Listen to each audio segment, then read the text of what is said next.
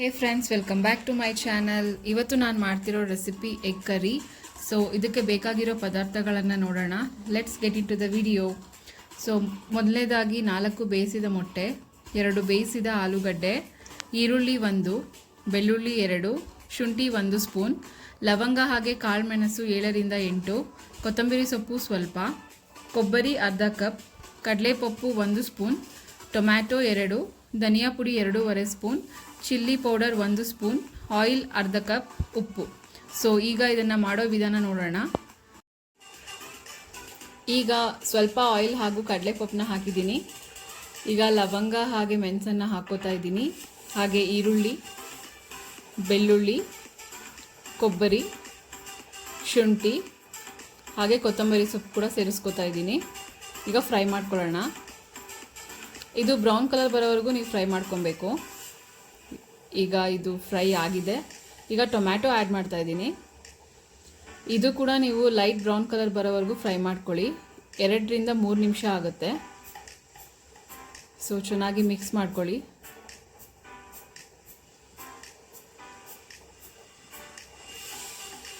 So ಈಗ ಇದು ಕೂಡ ಬ್ರೌನ್ ಕಲರ್ ಬಂದಿದೆ. ಸೊ ಈಗ ಇದನ್ನು ನಾವು ಪೇಸ್ಟ್ ಮಾಡ್ಕೊಳ್ಳೋಣ. ಈಗ ಫ್ರೈ ಮಾಡಿರೋ ಎಲ್ಲ ಪದಾರ್ಥಗಳನ್ನು ಜಾರ್ಗೆ ಹಾಕ್ಕೊಳ್ಳೋಣ. ಈಗ ಇದಕ್ಕೆ 2.5 ಸ್ಪೂನ್ ಧನಿಯಾ ಪೌಡರ್ನ ಆ್ಯಡ್ ಮಾಡ್ತಾ ಇದ್ದೀನಿ.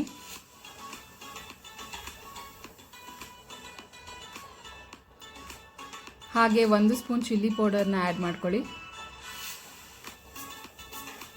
ಈಗ ಇದನ್ನು ಪೇಸ್ಟ್ ಮಾಡ್ಕೊಳ್ಳೋಣ. ಪೇಸ್ಟ್ ತಯಾರಾಗಿದೆ.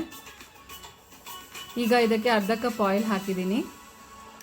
ಈಗ ಒಂದು ಚಿಕ್ಕದಾಗಿರೋ ಆನಿಯನ್ನ ಕಟ್ ಮಾಡ್ಕೊಳ್ಳಿ. ಇದನ್ನು ಫ್ರೈ ಮಾಡಿ. ಈಗ ಲೈಟ್ ಬ್ರೌನ್ ಕಲರ್ ಬರೋವರೆಗೂ ಫ್ರೈ ಮಾಡಿ. ಹಾಗೆ ಇದಕ್ಕೆ ಸ್ವಲ್ಪ ಅರಿಶಿನ ಪೌಡರ್ ಹಾಕ್ಕೊಳ್ಳಿ.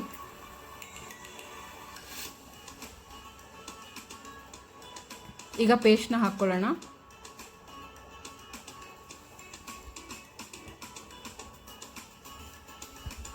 ಕಂಪ್ಲೀಟಾಗಿ ಮಿಕ್ಸ್ ಮಾಡಿ. ಈಗ ರುಚಿಗೆ ತಕ್ಕಷ್ಟು ಉಪ್ಪನ್ನು ಸೇರಿಸ್ತಾ ಇದ್ದೀನಿ. ಈಗ ಬೇಯಿಸಿರೋ ಮೊಟ್ಟೆ ಹಾಗೆ ಆಲೂಗಡ್ಡೆನ ಹಾಕ್ಕೊಳ್ಳಿ.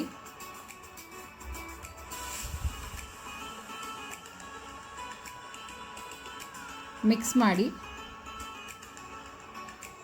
ಸೊ ಇದನ್ನು 10ರಿಂದ 15 ನಿಮಿಷ ನೀವು ಕುದಿಯೋದಕ್ಕೆ ಬಿಡಿ. ಎಗ್ ಕರಿ ಈಗ ರೆಡಿಯಾಗಿದೆ. ಇದಕ್ಕೆ ಟಾಪಿಂಗ್ ಥರ ಸ್ವಲ್ಪ ಕೊತ್ತಂಬರಿ ಸೊಪ್ಪನ್ನ ಆ್ಯಡ್ ಮಾಡ್ತಾ ಇದ್ದೀನಿ. ಈ ಎಗ್ ಕರಿ ಚಪಾತಿ ಹಾಗೆ ರೈಸ್ಗೆ ಒಳ್ಳೆ ಕಾಂಬಿನೇಷನ್ ಆಗಿದೆ. ನೀವು ಸಹ ಟ್ರೈ ಮಾಡಿ ನೋಡಿ. ಹಾಗೆ ನಮ್ಮ ವಿಡಿಯೋಸ್ ಇಷ್ಟವಾದಲ್ಲಿ ಲೈಕ್, ಶೇರ್, ಸಬ್ಸ್ಕ್ರೈಬ್ ಮಾಡಿ.